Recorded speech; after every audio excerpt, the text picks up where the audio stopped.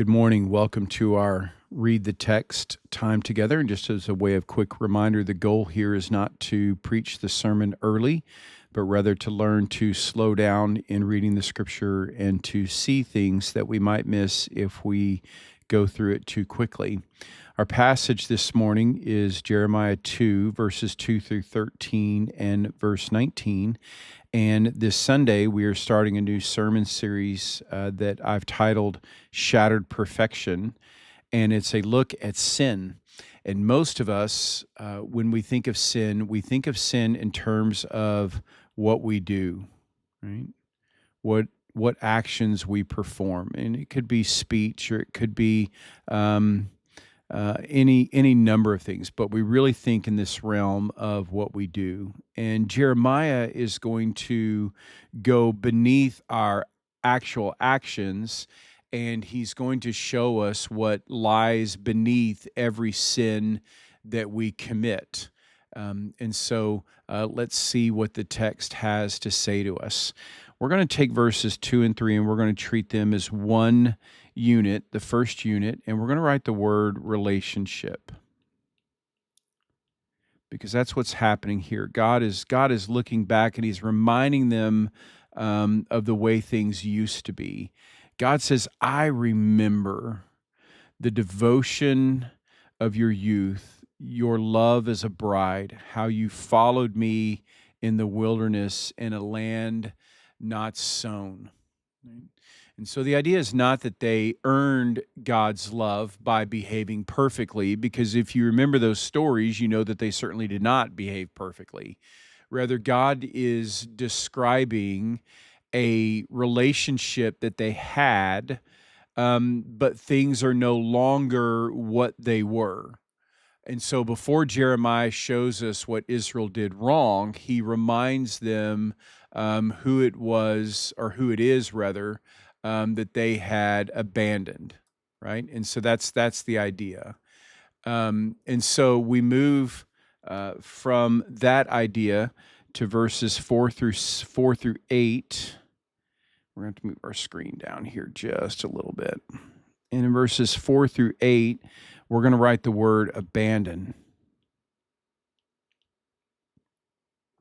So this is what you were. You were devoted to me, God says.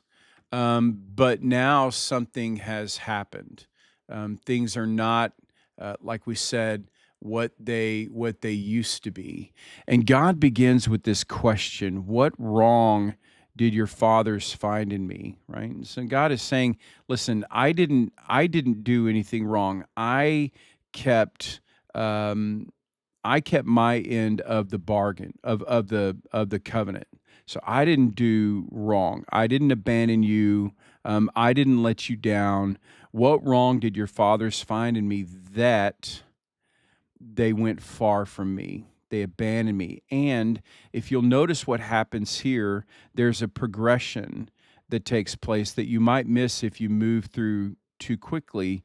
So you had this idea, they went far from me, and then they went after worthlessness, and they became worthless. And so what they went after is ultimately what they became. So they went far from me, they went after worthlessness, and God said, you became worthless. It's not just that they pursued worthless things, it's that they became what it was that they pursued. They did not say, where is the Lord? All right, so they did not say this, where is the Lord who brought us up from the land of Egypt? So he goes through and he's reminding them, brought us up from the land of Egypt, led us in the wilderness, in a land of deserts and pits, drought, deep darkness, and that none pass through, where no man dwells, down here at the end of verse 6. I brought you through this, God says, and I brought you into a plentiful land to enjoy its fruits and its good things. I kept my end of the bargain. And what happens is that God is expanding the picture. He starts back up here, verse 5, and he's talking about their fathers. And then he comes down here to verse 8, and he's going to expand it even more. The priests did not say, "Where is the Lord?" All right, so verse 5, what wrong did your fathers find in me that they went far from me and went after worthlessness and became worthless? They did not say, "Where is the Lord?" In verse 8, the priests did not say, "Where is the Lord?" Those who handled the law did not know me. And so we go from the priests to the shepherds who transgressed against me. And then you go from the shepherds to the prophets who prophesied by Baal and went after things that do not profit. So they went after things that do not profit. And you have this widening circle of responsibility as you move from priests, or you move rather fathers to priests, to the rulers or the shepherds, and then ultimately to the prophets. And so you can think of verses 6 through 8 like this: that everyone forgot God. Everyone forgot him. God brought them out. God led them through the wilderness. God brought them into the fruitful land. And they abandoned what God gave them, and they abandoned the giver. So then we move to verses 9 through 12. And in verses 9 through 12, I'm going to write the word exchange.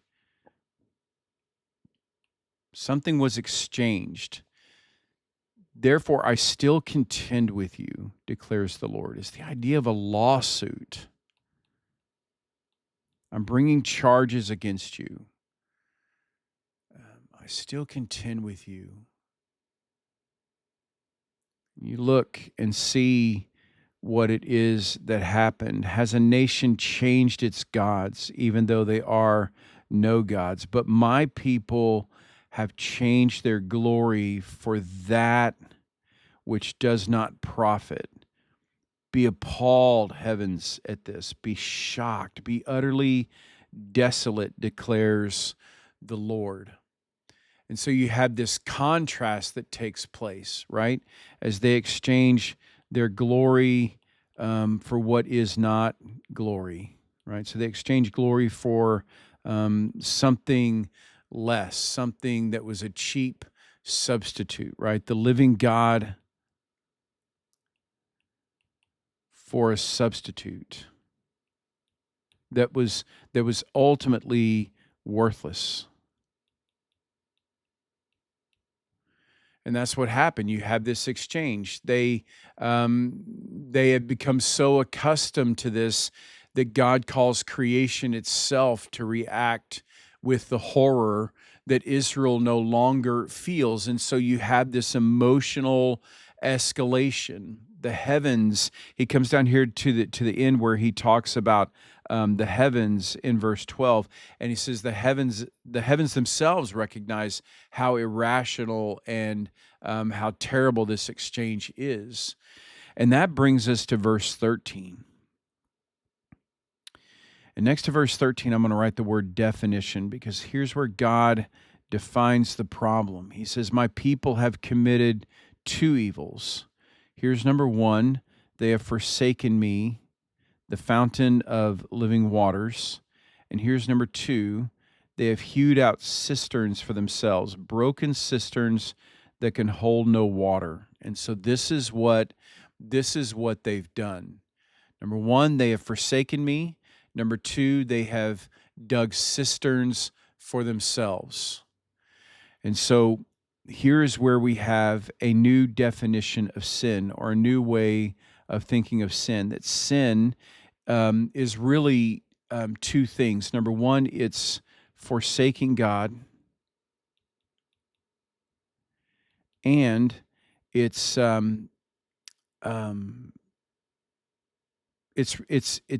to replace God. So it's forsaking God and it's replacing God. And this is the essence of the whole thing. He talks about the fountain of living water that you abandoned and that you exchanged for these cisterns. Well, a fountain continually supplies fresh water.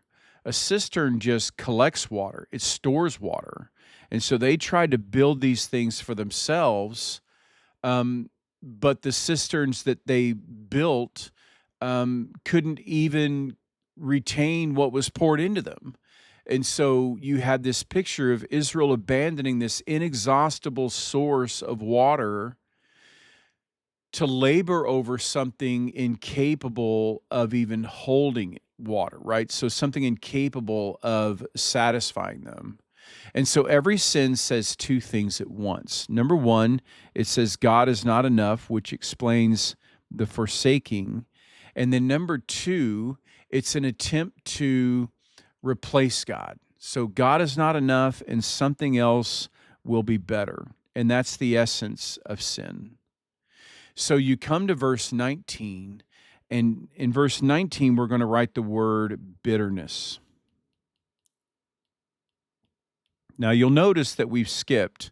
We move from verse 13 to verse 19. So what is it that happens in verses 14 through 18? Well, what happens is that God goes through and he describes the consequences of their departure.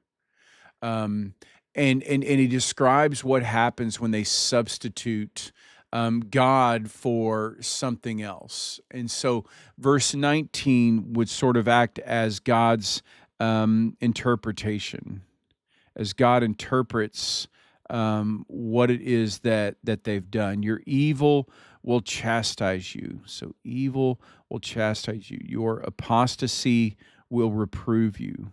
Know and see that it is evil and bitter for you to forsake the Lord your God.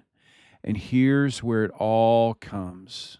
The fear of me is not in you. The point is not that God is going to arbitrarily punish them for choosing something else. The point is that their substitutes turn against them. And so where we ultimately land is this: sin promises freedom from God, but the freedom it promises becomes its own form of judgment, right? So the freedom becomes judgment. You also see this, by the way, in Romans 1, verses 18 through 25, where Paul takes that idea and he expounds on it and he explains it.